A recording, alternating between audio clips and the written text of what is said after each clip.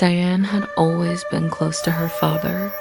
After her mother passed away, he became her entire world, the one steady presence through college, heartbreaks, and the monotony of adult life. His death from cancer was a brutal, fast descent that left her feeling hollow. She handled all the funeral arrangements, cleaned out his home, and packed away his belongings, including his old flip phone. It had been off since the day he died, tucked away in a drawer with other mementos she wasn't ready to face.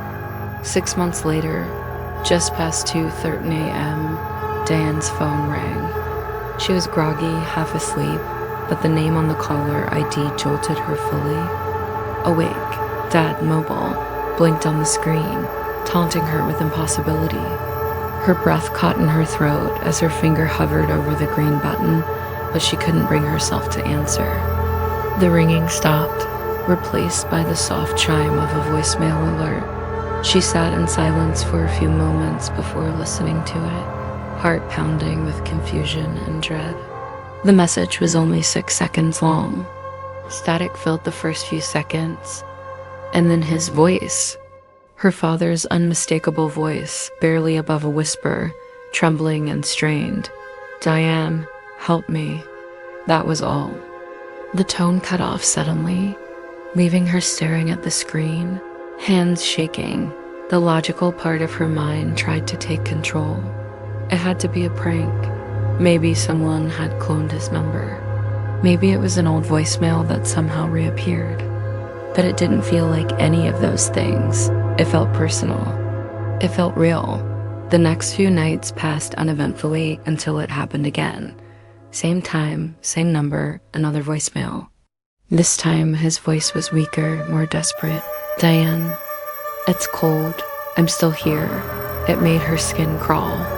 The pitch, the trembling, the helplessness, every syllable sounded like it came from beneath the earth. She reached out to the phone company, who confirmed the number had been deactivated. Months ago, there was no record of outgoing calls. She even had them wipe the voicemail box just in case, but the messages didn't stop. Each new one arrived precisely at 2:13 a.m., like a clock winding its gears in the dark. At first, the voicemail sounded exactly like her father, tired, worn, but unmistakably him. There was a kind of peace in hearing his voice again, even if it was wrapped in terror. But after the third message, something began to change. The voice still called her name, still asked for help, but it sounded like it was coming from somewhere deeper, as if it had to travel through layers of static, soil, or time. The pitch started to shift, sometimes stretching words unnaturally or cutting them off mid-sentence. Then came the distortion dot. By the 7th night, Diane played a voicemail that made her drop the phone. It began like the others, but ended with a low, wet chuckle that didn't sound human. Her father's familiar cadence was gone, replaced by something mocking, something hollow. The messages grew longer, more twisted. Sometimes there were noises in the background, whispers layered over each other like overlapping voices arguing in a foreign tongue, or the faint creak of wood and shuffling feet, as if the caller were pacing inside a coffin. One voicemail consisted entirely of what sounded like her father weeping. Not just crying, but broken, hopeless sobbing, punctuated by gasps of pain. Another message came with no voice at all, just a rhythmic tapping, as if someone were knocking from inside a box. Diane began to dread 2:13 a.m. She kept her phone on. Silent, placed it in the bathroom, even considered smashing it. But every time, the call came through. Always from the same number. Always leaving a voicemail. What disturbed her most wasn't the terror. In the messages, it was the suggestion that the voice was no longer just asking for help. It was warning her, or perhaps taunting her, as if it knew she was listening and wanted her to feel what was coming. Diane couldn't escape the calls, no matter how hard she tried. The first thing she did was change her phone number. She thought that would be the end of it. a simple solution to an impossible problem. But the following night, at exactly 2:13 a.m., her phone buzzed again. It was a new number, yet somehow the caller ID still read Dad Mobile. Her blood ran cold as she stared at the screen, and another voicemail was left, waiting for her with the same dreadful tone. She purchased a new SIM card, then a completely different phone. She didn't import contacts. She didn't back up any data. Everything was fresh and untouched. But even that didn't work. The first night with the new phone, it buzzed at the exact same time. A voicemail waited for her, same voice, same words, even more distorted than before. Her hands shook as she listened, not just to the voice of her father, but to something else breathing underneath his words. She moved apartments next. A different neighborhood, different floor, new locks.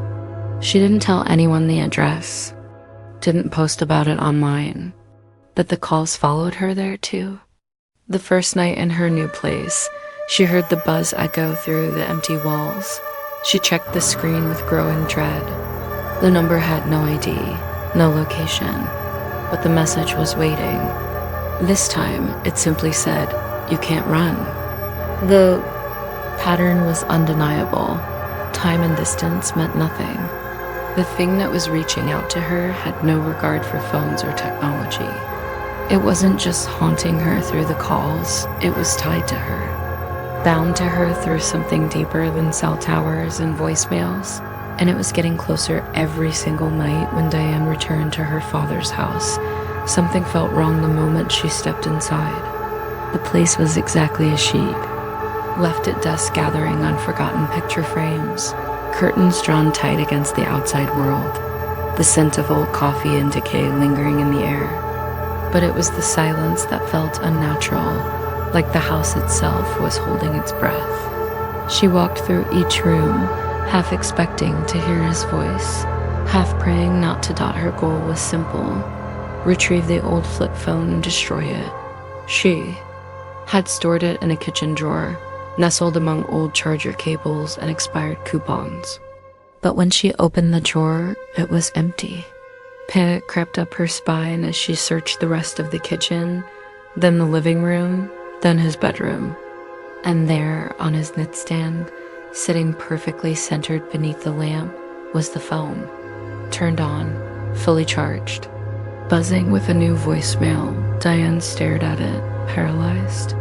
No one had touched that phone since the day he died.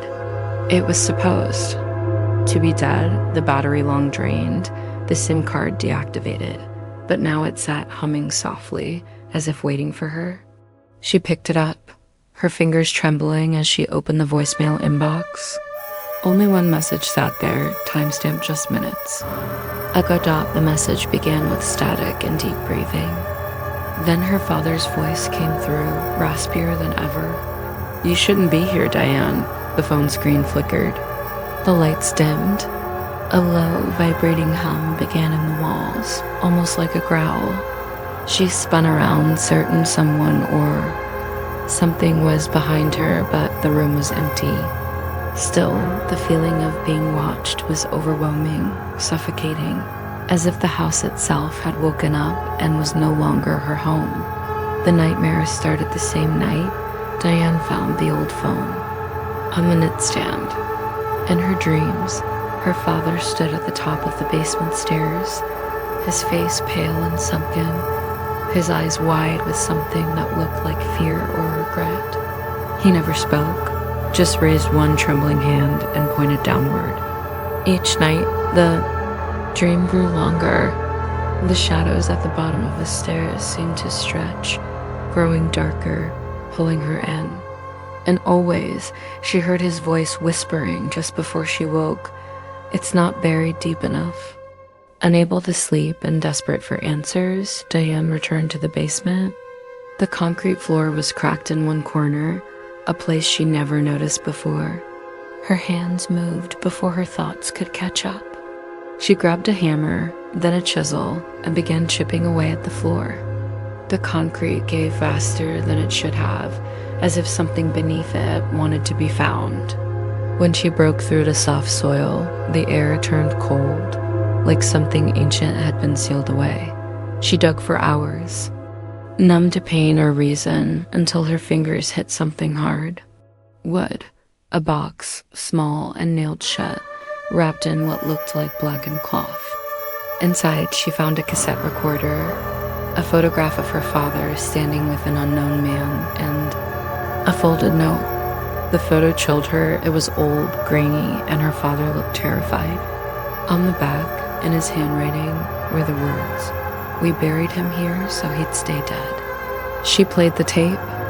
Static hissed from the recorder, then a voice distorted and furious screamed through the speaker. The sound was unbearable, inhuman, layered with anguish and rage. The lights above flickered, and something moved just beyond the edge of her vision, watching, waiting to aim. Please like and subscribe channel Fear Frequency for more horror stories. Thank you.